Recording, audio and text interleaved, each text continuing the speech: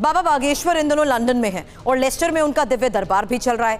जैसी भीड़ भारत के शहरों में होती है वैसी ही भीड़ अब लंदन में भी नजर आ रही है। दिव्य दरबार को देखकर यह फर्क करना भी अब मुश्किल है कि यह भीड़ भारत की है या सात समंदर पार इंग्लैंड की। भारत की तरह लंदन में भी बाबा के भक्त अपनी परेशानियां लेकर उनके पास पहुंच रहे हैं, बाबा से समाधान की मांग कर रहे हैं। बाबा बागेश्वर ब्रिटेन में उस हिंदुस्तान का परचम लहरा रहे हैं जिसके दिल में आस्था का समंदर है और सीने में किसी भी परिस्थिति से पार पाने का जज्बा। बाबा बागेश्वर लंदन में भक्तों की पर्ची निकाल रहे हैं, अपने चिर परिचित अंदाज से समस्या का हल बता रहे हैं।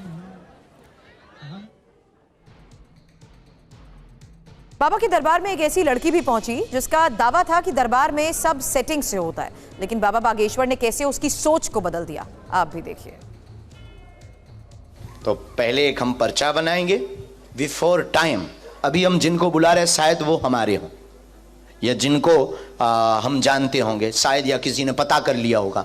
अब हम पहले से बिफोर टाइम पर्चा लेकर रखेंगे और आप जिनको लेकर आएंगे ये पर्चा उसी का निकलेगा।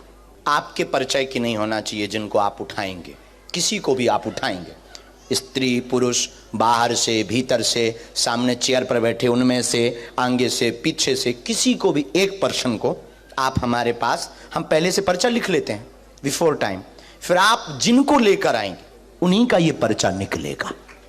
और हमें भी पता नहीं किसका पर्चा है, बहन लिख गया और ये हमने रख दिया।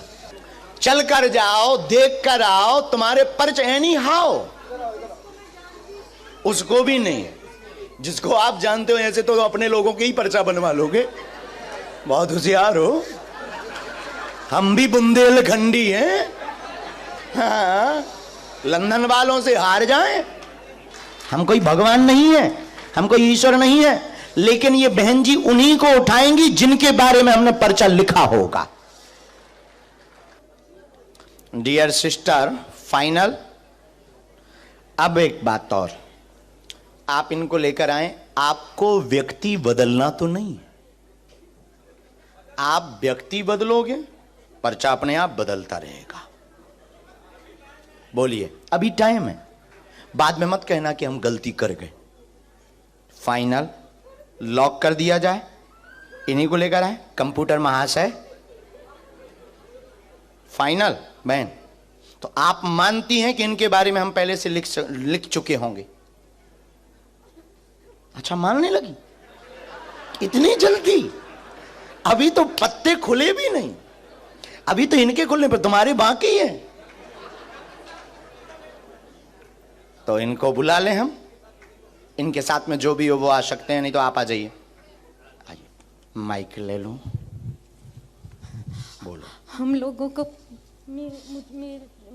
मेरी और मेरे पति की तबीयत अच्छी नहीं रहती है। मुझे कैंसर है, हड्डी की भी बीमारी है और पैसे की तंगी है। अब हमारा पर्चा पढ़ो। आप पढ़ो ना। नहीं, हम पढ़ेंगे, आप नहीं, नजदीक आओ, क्योंकि हम पढ़ेंगे तो अपने हिसाब से। मैं छूंगी नहीं। आपके पास में टोटल 3 लिफाफे हैं। चौथा पेज अलग है।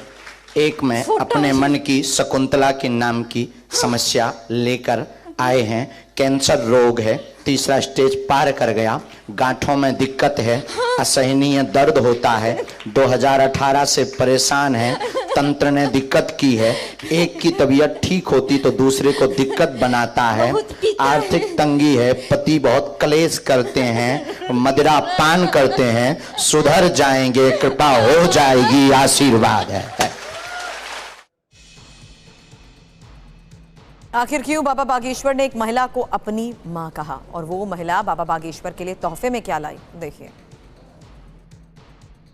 यस, मां को दे दो, मां की इज्जत रखो। सदा खुश रहो। बागेश्वर धाम की, रामचंद्र भगवान की, सीता राम की, सन्यासी बाबा की, बागेश्वर धाम की, सनातन धर्म की। मेरा प्रश्न ये है, मैं आपको मिल चुकी हूँ, आपने मुझे प्रणाम किया था, आप भूल गए हैं। जब भी मैं आई थी, मैं लंदन से आई हूँ, स्पेशल आपके लिए आई हूँ। मुझे कोई काम नहीं था। मैं मेरे राम और मेरे लाला के लिए आई हूँ। मेरे राम और मेरे लाला के लिए आई हूँ। मेरे राम और मेरे लाला के लिए। मेरे पास छाती तो नहीं है, मगर ये शोल खोल कर दिखाती हूँ कि मेरे रोम रोम में मेरे राम मेरे लाला, मेरे राम मेरे लाला और मेरे हनुमान जी हैं। मैं सनातन धर्म में हूँ। बागेश्वर धाम की हमारी मैया की जय हो। हाँ, हमारी मैया। ये कैसे कह दिया तुमने कि हम भूल गए? नहीं, मुझे भी याद कराना है। मुझे पता है आप मेरे, हमेशा मैं आपको देखती हूँ, मेरे सपने में भी देखती हूँ। मुझे नींद नहीं आती है आपके बिना, चैन नहीं है मुझे। वो तो आप जान सकते हैं कि मैं कितनी तड़पती हूँ आज, वो आपको पता होना है, क्योंकि आप तो सबकी पर्ची निकालते हैं, तो मेरी पर्ची तो आपको निकालनी पड़ेगी। मैं आपकी मैया हूँ और आप मेरे लाला हैं। आप मेरे लाला हैं। और आपके लिए मैं लंदन से कुछ लाई हो माँ? हाँ, हार और मीठा मुंह कराने के लिए लाई हूँ। थैंक यू मेरी माँ। मैं भूल नहीं सकती हूँ। आप मैं आपकी यशोदा मैया हूँ। आप मेरे लाला हैं, आप मेरे राम हैं। बाबा के दरबार में आई एक बच्ची ने ऐसा सवाल पूछा कि बाबा भी हैरान रह गए। मेरे 2 प्रश्न हैं। उसमें से पहला प्रश्न ये है कि अपने गुस्से को कैसे कंट्रोल करते हैं? वाह, हाँ, बहुत प्यारा। सुनिए, पहला उत्तर दे दें हम आपको। हाँ। किसी को बहुत क्रोध आता है, बहुत आवेश आता है, अनकंट्रोल हो जाते हैं, लैंग्वेज विचित्र हो जाती है, बॉडी के मूवमेंट विचित्र हो जाते हैं, हाव भाव बदल जाते हैं।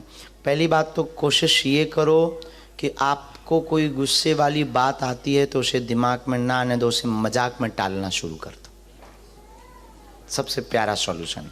हमारी एक आदत है, कोई भी गुस्सा वाली बात कोई करता है या कोई गलती करता है तो हम उसे मजाक में ले लेते, तो हंसी ठिठोली शुरू हो जाती है। पहला उपाय है। दूसरा उपाय, मेडिटेशन एवरीडे करो। प्रश्न ये है कि भगवान से पूरी तरीके से कैसे जुड़ना चाहिए? वाह।